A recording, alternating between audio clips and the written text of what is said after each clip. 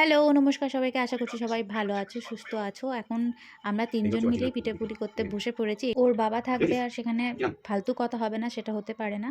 চলুন দেখে নিই কি তাহলে। হলো? আর থ্যাংক ইউ ফর বিয়ারিং আস। ছেলেপিলের ঘর দুটো গ্যান্ডা পিটে কর। ছেলেপিলের ঘর দুটো গ্যান্ডা পিটে কর। মা বলতো, মা কালী বলছে। ছেলেপিলের ঘর দুটো গ্যান্ডা পিটে গ্যান্ডা।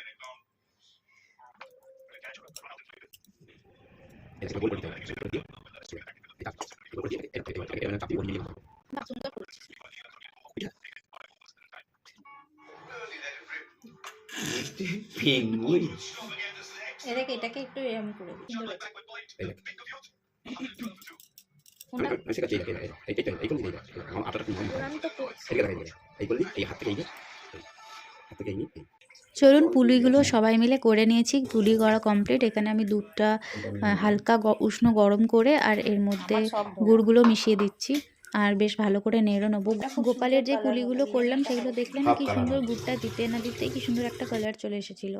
এটাতে কালার খুব একটা ভালো হচ্ছে না। দুধগুলো ফুটে গেছে, এবার পুলিগুলো দিয়ে দেবো। পুলিগুলো দেওয়ার পর একবার দুধগুলো হালকা হালকা করে ফুটবে, শুধু আমার জন্য। এই যে আমাদের দুধ পুলি অনেকক্ষণ ধরেই হচ্ছে। গোপালের খাওয়াটা আমি ঠিক পছন্দ করি না দেখাতে, তাই ওকে ওর প্রসাদ দিয়ে দিয়েছি। ঠিক আছে। আর এইখানে রয়েছে, বসিয়েছি গাজরের আর গোবিন্দভোগ চাল বেটে একটা পায়েস। এটা একটু অল্প করেই করেছি, প্রথমবার করছি।